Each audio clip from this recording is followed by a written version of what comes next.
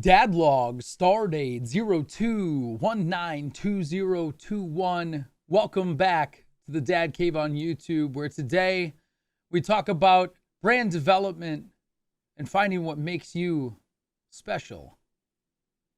Stay tuned.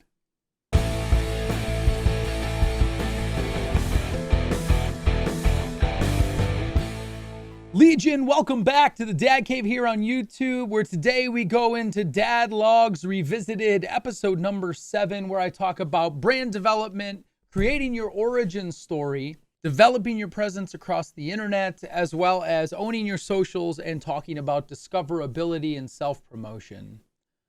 We're going to dive right into finding what makes you special. Now, this particular topic is probably the number one thing that any brand needs to define right out of the gate. If you don't know what makes you special as a creator, you're going to have a hard time differentiating yourself from the millions of other creators that are creating content every single day. And you're going to find a hard time getting traction on growth, because if you can't articulate what makes you special, people aren't going to gravitate to it.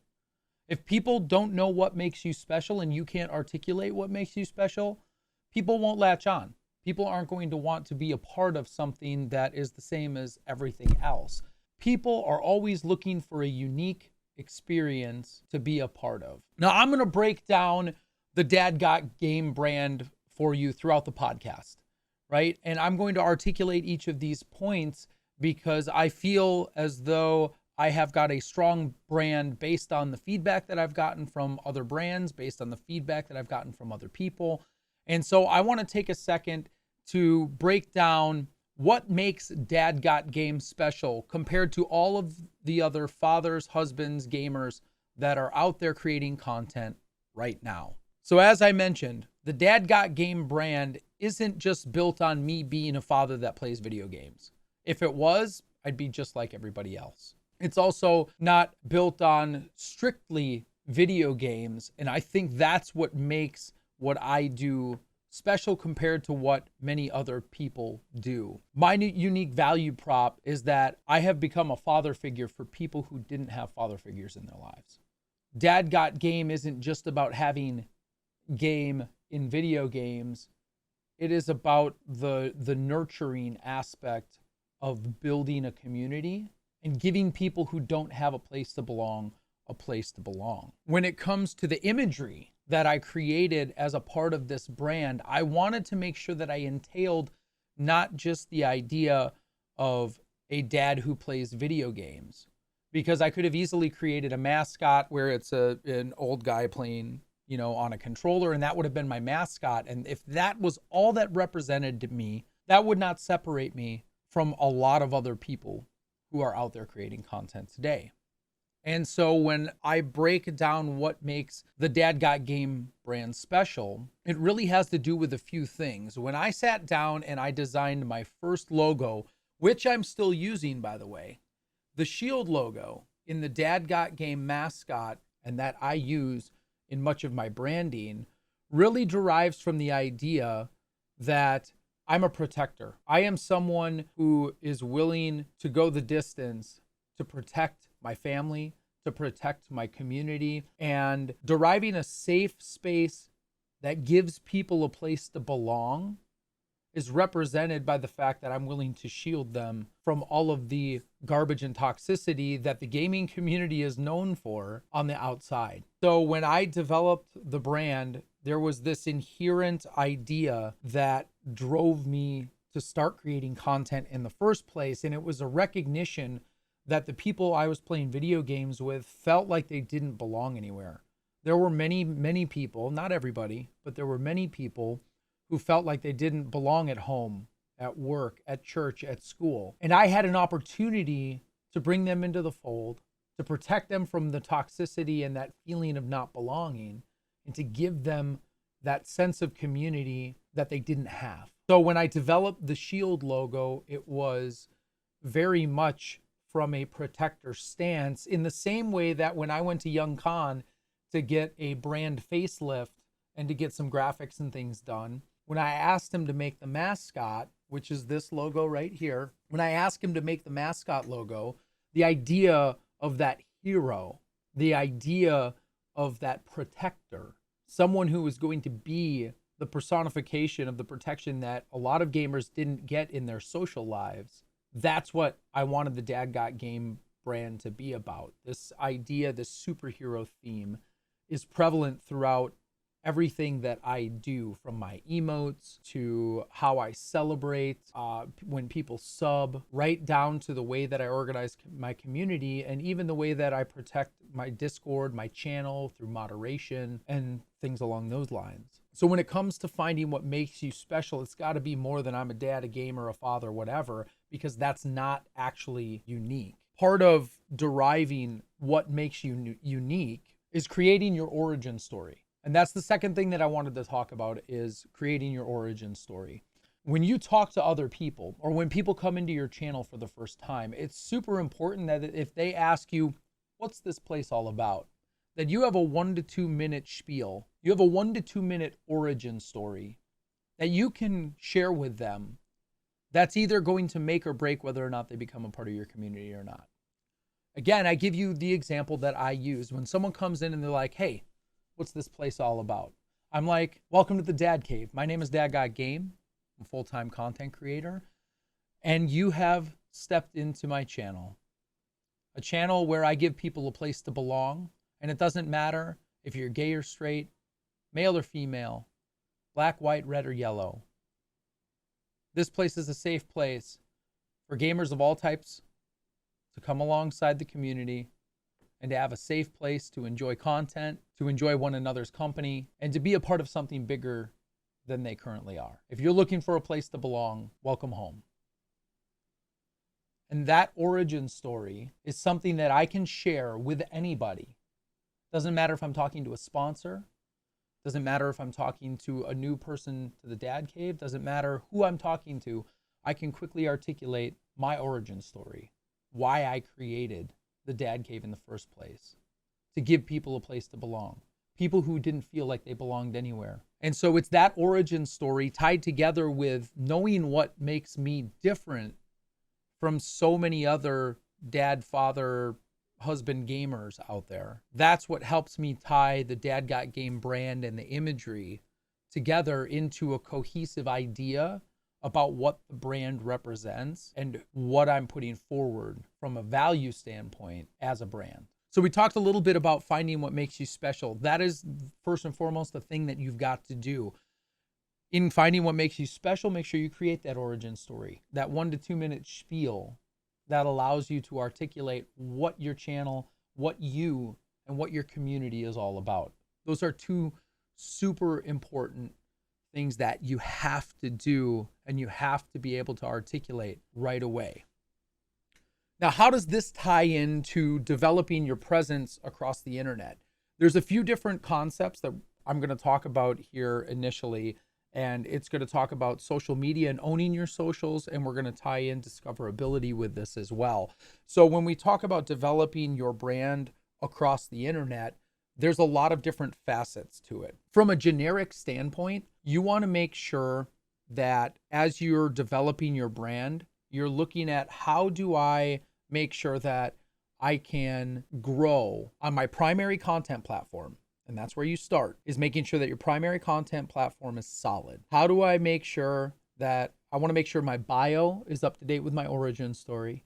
I want to make sure that I've got a nice headshot, right? I want to make sure that I've got a nice photo that represents the brand. I've got my banner image that, kind of talks about where you can find me, et cetera, et cetera. If you've got partnerships or whatever, you can put that on there.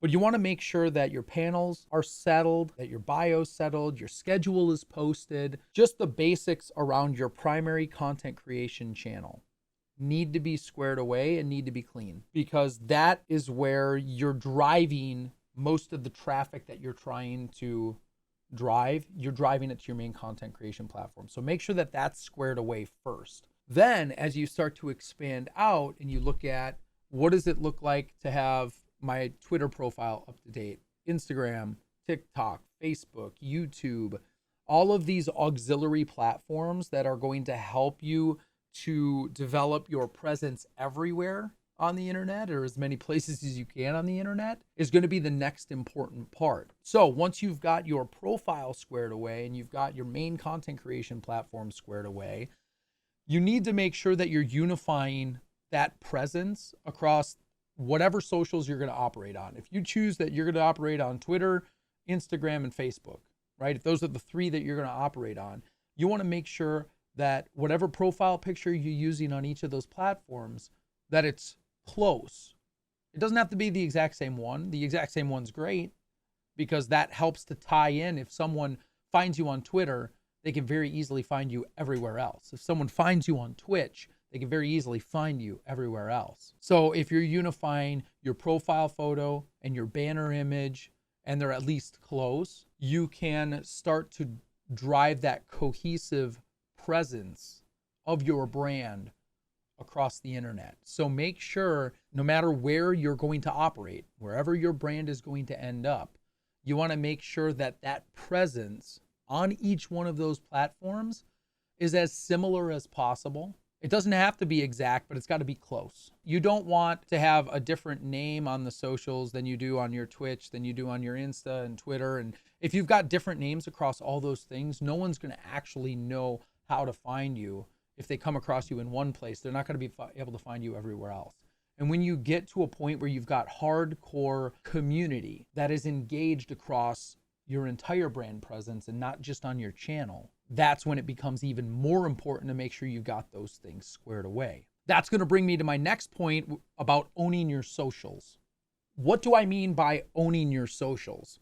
I'm talking about making sure that you're not, Dad Gamer 137 on Twitter, and then your Father Gamer 468 on Twitch, or your Reaper 24 on Instagram, while you've got this Dad Gamer thing going on Twitter. When you're disjointed like that, and you've got different names for all of those things, it makes it much, much harder to develop an actual brand presence on the internet and on social media specifically, because you've got a completely disjointed strategy. Now, a lot of people struggle. I don't own Dad Got Game on Twitter, Instagram, Twitch, any of the places, right? I don't own Dad Got Game, but I do own Dad Got Game TV everywhere. So I am Dad Got Game TV on Twitter, Instagram, TikTok, Facebook, YouTube, and Twitch. I own Dad Got Game TV across the gamut. And that unifies my brand everywhere on the internet. If someone finds me on Twitch, they should be able to find me on Twitter, Instagram, TikTok, and wherever else I'm making content. And I think that's super important. Now, there's a few different strategies that you can take to try and unify that brand across the internet. Some people use TV at the end. I think that's probably the cleanest for most people, because we are in entertainment. Television, TV, that idea, Twitch.tv, that TV idea is fairly well ingrained in the culture. And if someone's getting into watching streams or getting into being a streamer themselves or whatever, the idea of TV is pretty well ingrained in the culture. So that's a safe bet that if you're going to set up your brand name TV, that's a pretty easy way to do it. I have seen other folks who use the underscore at the end. The underscore is a way to get what you're looking for, and you can still unify. My recommendation, if you're going to use the underscore, I'm not personally a fan of it, but I can see the appeal to it.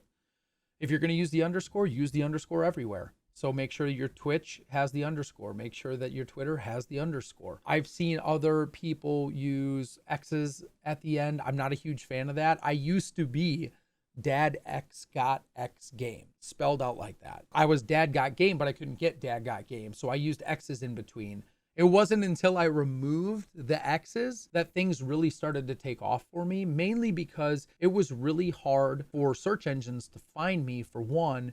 And two, I ended up finding myself not saying Dad Got Game. I was like, go to twitch.tv/dadxgotxgame. And that didn't make any sense. It doesn't make any sense.